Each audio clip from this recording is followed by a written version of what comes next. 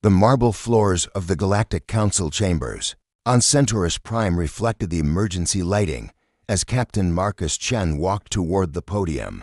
Behind him, his aide Lieutenant Sarah Martinez carried a sealed briefcase that hadn't been opened in 15 years. The chamber buzzed with nervous energy from delegates representing 47 different species, all aware that something fundamental had shifted in the galaxy's delicate balance.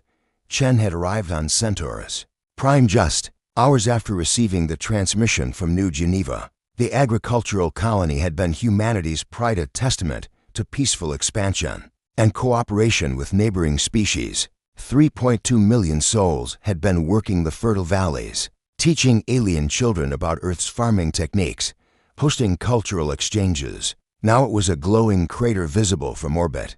The hegemony of Krell had broadcast their ultimatum across all frequencies. This is what happens to human colonies that refuse our protection. Earth has 72 hours to surrender unconditionally, or every human world will share New Geneva's fate. Ambassador Thexmal of the Altarian Republic approached Chen as he prepared his notes. The insectoid diplomat's translator device crackled with concern. "Marcus, perhaps we can arrange another mediation session. The Krell are known for their flexibility in negotiations." Chen looked up from his datapad, an Thexmal's compound. Eyes widened at what he saw there.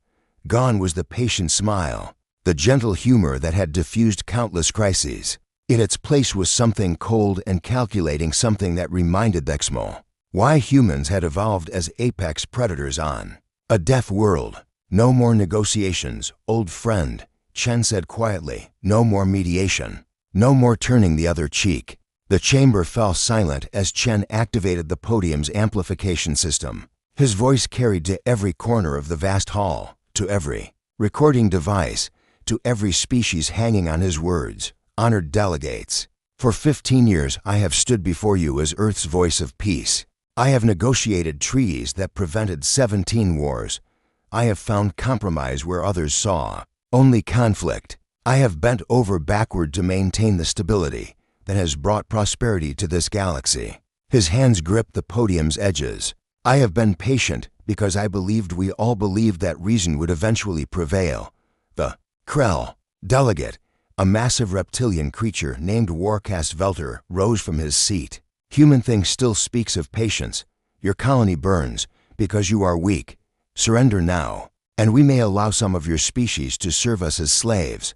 Marcus Chen smiled then, and every experienced diplomat in the chamber felt their blood run cold. It wasn't the smile of a peacekeeper. It was the smile of someone who had just been given permission to stop pretending.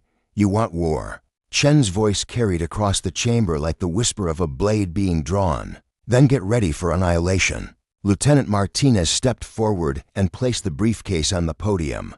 Chen's thumb pressed against the biometric scanner, and the locks disengaged with a soft hiss. Inside, nestled in foam padding, lay a single communication device marked with symbols that most delegates had never seen: humanity's actual military insignia. "What you're about to witness," Chen continued, his finger hovering over the activation switch, "is why a species that values peace above all else should never be pushed beyond their breaking point."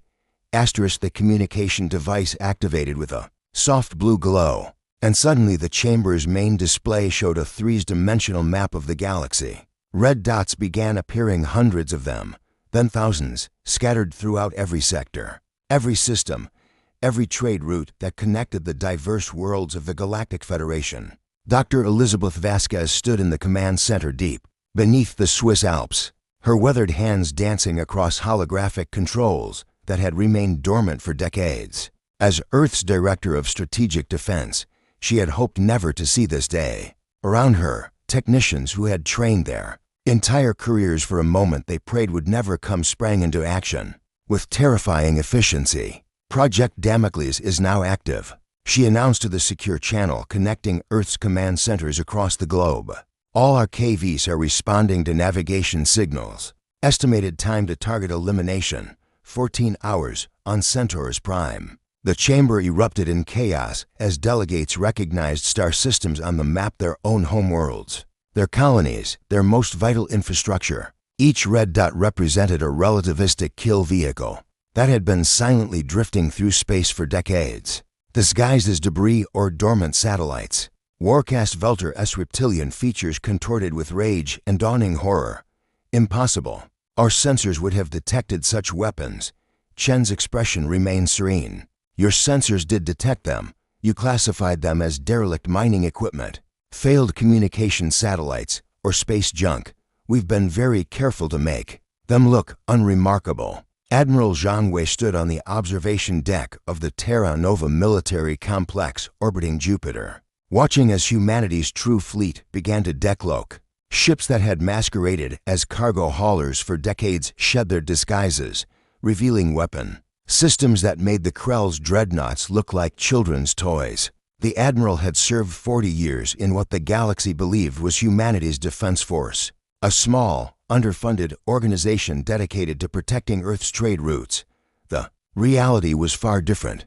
Every human ship that had ever left Sol System had been a warship in disguise. Every trade mission had been a reconnaissance operation. Every cultural exchange had been an intelligence-gathering exercise, Admiral.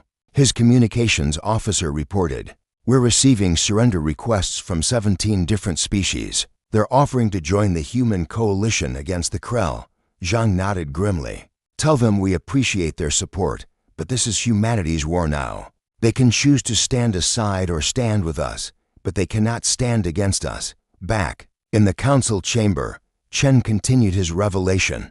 "You see, when humans first encountered the galaxy, we made a choice. We could be conquerors, expanding through force and domination like so many species before us. Or we could be shepherds, protecting the peace through strength held in reserve." The display zoomed in on Krell space, showing their homeworld and 17 colony systems. Each was surrounded by a growing constellation of red dot skill vehicles moving at significant fractions of light speed, impossible to intercept or destroy.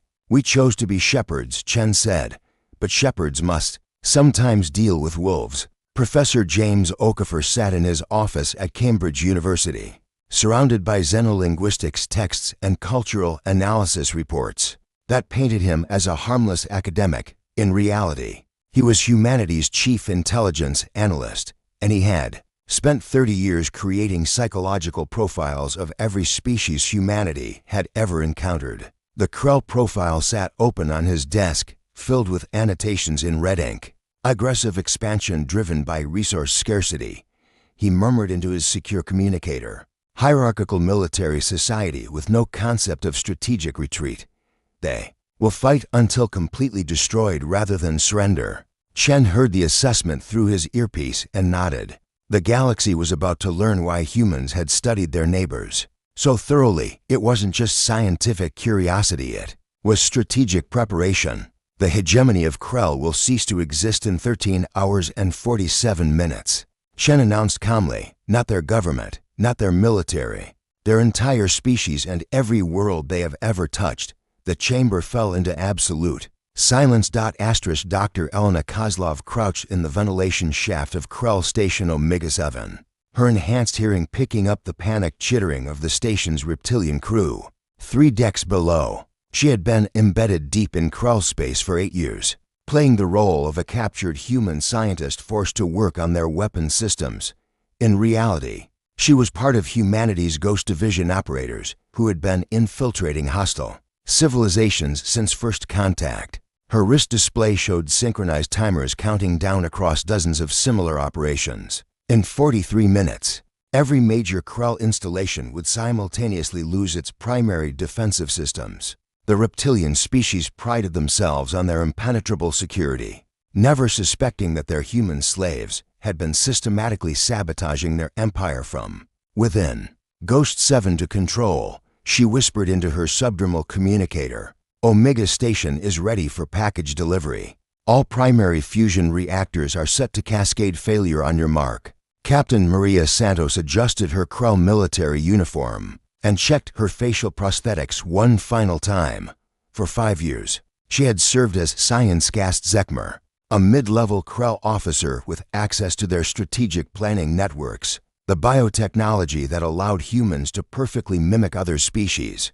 had been classified beyond black. Even the Galactic Council had no idea such capabilities existed. Around her, 20 other deep-cover operatives prepared to reveal themselves. They had infiltrated every level of Krell society, from lowly maintenance workers to the war caste itself. The hegemony had unknowingly placed their most sensitive operations under human oversight. Control to all Ghost units, came the encrypted transmission. Operation Pandora is now active. You are cleared to drop all covers and begin primary objectives on Earth. Dr. Vasquez watched the tactical display with grim satisfaction. The red dots representing relativistic kill vehicles were now supplemented by blue indicators, human operatives, revealing their positions throughout Krell space. The galaxy was about to witness the most comprehensive intelligence operation in known history. Back on Centaurus Prime, Chen gestured to the tactical display as new information flooded in. You're watching the activation of agents who have been embedded in Krell society for decades. Every strategic installation, every weapon system, every communication network all compromised. Warcast Velter's massive frame trembled with rage and growing fear. You speak of shadows and whispers. The hegemony has strength that. His words were cut off as the display showed real-time footage. From inside the Krell High Command bunker, a figure in Krell military regalia removed their helmet, revealing the unmistakably human features of Colonel David Park. The human officer calmly walked to the central command console and began uploading a virus that would cripple the entire Krell defense network. Colonel Park volunteered for deep cover assignment 15 years ago. Chen explained conversationally. He's been rising through the Krell military hierarchy ever since, feeding us intelligence and waiting for this moment. The chamber watched in stunned silence as similar scenes played out across dozens of screens. Humans revealing themselves in positions of trust and authority throughout the hegemony, each one perfectly positioned to bring down their assigned targets. Ambassador Thexwell's translator crackled with disbelief. Marcus, how many of your people are out there? How long have you been planning this? Chen's smile held no warmth. We've been planning this since the day we met our first alien species. Every human who has ever left Earth has been a potential operative. Every diplomat, every trader, every explorer, every scientist. He paused to let that sink in. We are a species that evolved by persistence hunting, Dexmo. We followed our prey across continents until they collapsed from exhaustion. Did you really think we'd approach galactic politics any differently? Commander Lisa Chang activated her suit's active camouflage and began her approach to the Krell homeworld's orbital defense platforms. She had spent 3 years as a maintenance technician, gaining intimate knowledge of every system, every weakness, every failsafe. Around the planet, 47 other Ghost Division operatives were simultaneously beginning their final missions. The Krell made a fundamental error in judgment, Chen continued, his voice carrying to every corner of the chamber. They assumed that because we sought peace, we were unprepared for war. They confused restraint with weakness, patience with inability. The tactical display shifted to show the Krell homeworld, its surface now visible through real-time surveillance. Feeds that should have been impossible to obtain.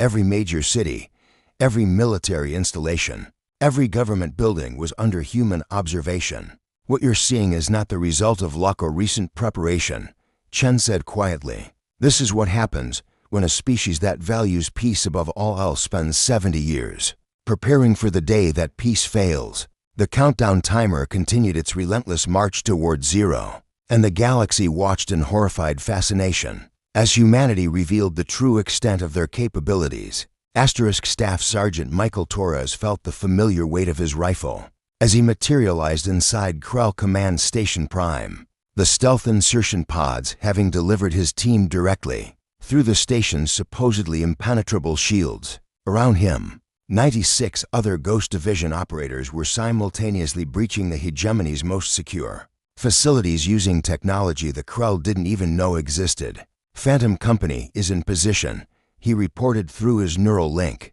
All primary targets are acquired, ready to execute on your command. The Krell had spent centuries perfecting their defenses against conventional assault. They had never considered that their enemy might simply walk through walls.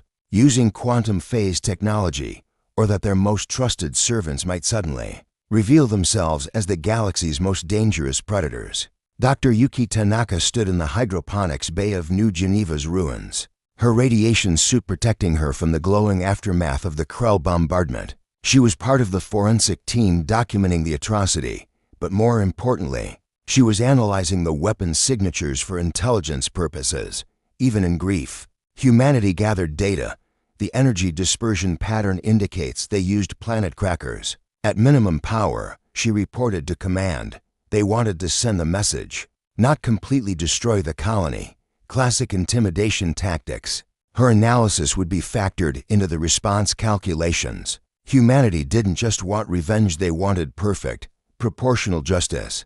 The Krell would suffer exactly as they had made others suffer, multiplied by the mathematical precision of human planning. On Centaurus Prime, the council chamber had become a gallery for watching the systematic dismantling of an interstellar empire. Warcast Velter could only stare at the screens showing his people's strongholds, falling one by one to enemies who had been hiding in plain sight for decades. "This is impossible," he growled. No species could maintain such deep cover for so long. The psychological strain alone would drive them insane. Chen interrupted. "Yes, it would. That's why we rotated our operatives, provided psychological support, and most importantly, never forgot why they were out there." His expression hardened. They volunteered to live among species that viewed them as inferior, as prey, as potential slaves. They endured years of degradation and violence so that when this day came, we would be ready. Agent Rebecca Foster removed her Krell ceremonial mask and looked directly into the camera. Broadcasting from the hegemony's High Council chambers, for 7 years, she had played the role of truth seeker Malkoran, a religious figure with access to the most sacred sites. In Krell space, now she stood in their holiest temple, uploading a virus that would turn their communication networks against them. "The price of our patience," she said into the recorder, "was measured in the suffering of our people who lived among you, learning your weaknesses while you mocked their supposed inferiority." The tactical display showed the first relativistic kill vehicles reaching their targets. Krell military installations simply ceased to exist, vaporized by impacts that released more energy than entire star systems consumed in a year. There was no flash, no explosion, just the sudden absence of matter where important things had been. Colonel Sarah Kim stood on the bridge of the stealth ship Persistence, watching as Krell patrol fleets tried desperately to locate and engage targets that existed in quantum superposition. Human technology had advanced far beyond what they had revealed to the galaxy, hidden behind carefully maintained facades of primitive equipment and peaceful intentions. "Remember," she told her crew, "we're not here to conquer. We're here to end a threat so completely that no other species will ever make the same mistake." The Persistence decloaked directly above the Krell homeworld, its presence causing panic in the orbital defense stations. But the ship didn't attack, it simply transmitted a message on all frequencies, ensuring every Krell citizen could hear their doom approaching. "Citizens of the hegemony," the message began in perfect Krell linguistic patterns. "You have made the error of mistaking humanity's patience for weakness. In 17 minutes, your civilization will end. This is not conquest, this is pest control." Chen observed the chamber's reaction as delegates from dozens of species watched humanity methodically eliminate a galactic power. The precision was terrifying. No unnecessary destruction, no collateral damage to innocent species, just the surgical removal of the Krell and everything they had touched. "You're witnessing what happens when a persistence hunting species decides that diplomacy has failed," Chen said quietly. "We don't fight wars to prove points or gain territory. We fight wars to completely eliminate threats to our pack." Ambassador Thexbel's translator failed to capture the complexity of his emotions. "Marcus, what have you done? What have we all done?" Chen's smile returned, but it held depths of sadness and determination that made the chamber's temperature seem to drop. "We've reminded the galaxy why the most dangerous predator is often the one that appears most peaceful." The countdown reached 0. The Krell homeworld died silently. Captain Elena Rodriguez watched from the observation deck of the stealth carrier Shepherd's Watch. as 17 relativistic kill vehicles impacted the planet simultaneously. There was no atmosphere to carry sound, no dramatic explosion, just the brief flare of matter converting to energy as a civilization that had terrorized half the galaxy simply ceased to exist, all primary targets eliminated. She reported to Fleet Command, "The hegemony of Krell is no longer a factor in galactic politics." Around the dying world, Krell military vessels that had been attempting to mount a defense found themselves facing an enemy they couldn't comprehend.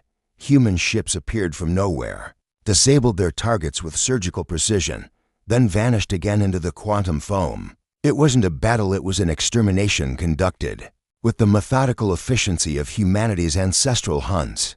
Dr. Vasquez stood in Earth's command center, watching as the last red dot on the tactical display winked out. 70 years of preparation, thousands of operatives living double lives, entire generations of humans dedicated to maintaining the galaxy's peace through hidden strength. All of it had culminated in 18 minutes of absolute warfare. "All Ghost Division operatives are accounted for and beginning extraction," she announced. "Total mission time, 17 minutes, 43 seconds, 0 human casualties." On Centaurus Prime, the council chamber remained in stunned silence, as the screens showed empty space where the Krell Empire had existed moments before. No colonies, no fleets, no space stations, nothing remained but the cooling debris of a species that had pushed humanity too far. Chen stepped away from the podium, his part in the proceedings complete. Behind him, Lieutenant Martinez was already securing the communication device that would return to its dormant state for hopefully another generation of peace. Warcast Velter, the last living member of his species, stared at the empty screens with reptilian eyes that held the first glimmer of understanding he had ever shown. You were protecting us," he whispered. "All of you. The entire galaxy." "Of course we were," Chen replied quietly. "That's what shepherds do." Agent David Kim emerged from the shadows of what had been the Krell intelligence headquarters, his cloaking field deactivating as the last of his demolition charges completed their work. Around him, 47 other Ghost Division operatives were finishing similar operations, ensuring that no Krell technology would survive to threaten future generations. "Package delivery complete," he reported. "All classified materials secured or destroyed. The galaxy will never have to face their biotechnology again." The tactical display shifted to show the broader galactic map, and delegates slowly began to understand the true scope of what they had witnessed. The red dots that had indicated human weapons were revealed to be everywhere, not just in Krell space, but distributed throughout every sector, protecting every trade route, watching every potential threat. Ambassador Thexmal spoke into the silence, his translator crackling with newfound respect. "How long, Marcus? How long have you been watching over us?" Chen paused at the chamber's exit, his hand on the door controls. "Since the day we left Earth and realized we weren't alone in the universe. Every human ship that has ever departed Sol System has been part of the Watch. Every diplomat, every trader, every explorer has been a guardian you never knew you had." Commander Lisa Chang stood on the command bridge of the stealth ship Silent Guardian, one of thousands of vessels that had spent decades masquerading as civilian craft while maintaining humanity's invisible perimeter. Around her, the crew was already returning to their cover identities, traders and explorers and scientists who would continue to protect a galaxy that would never fully understand what they had been saved from. "The Krell were not the first," Chen continued, his voice carrying to every delegate in the chamber. "Over the past 70 years, we have quietly eliminated 17 different species that posed existential threats to galactic civilization. The Void Hunters, who would have consumed entire star systems. The Hive Collective that sought to assimilate all biological life. The Death Cult of Zirion that viewed genocide as religious observance." The chamber erupted in shocked murmurs as delegates realized they had been living under humanity's protection without ever knowing it. "You asked what we have done," Chen said, looking directly at Thexmal. "We have been the watchers in the dark, the shepherds who cull the wolves before they can reach the flock. We have borne the burden of galactic security so that species like yours could pursue art, philosophy, and peaceful expansion." Dr. Rebecca Singh finalized her report from the ruins of New Geneva, documenting not just the destruction, but the courage of the colonists, who had faced annihilation without surrendering. Their principles, their sacrifice would be remembered, but more importantly, it would be the last of its kind. The galaxy is now under humanity's open protection, Chen announced as he prepared to leave. The age of hidden guardianship is over. From this day forward, any species that threatens the peace will face the full might of humanity's revealed strength. He paused one final time, his expression softening slightly. But we desperately hope that this display will make such measures unnecessary. Peace is not the absence of war, delegates.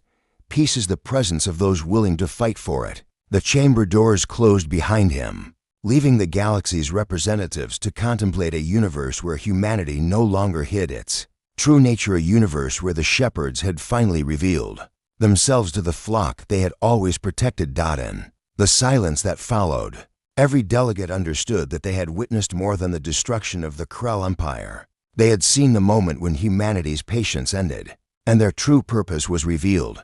The age of hidden protection was over. The age of acknowledged guardianship had begun. Asterisk.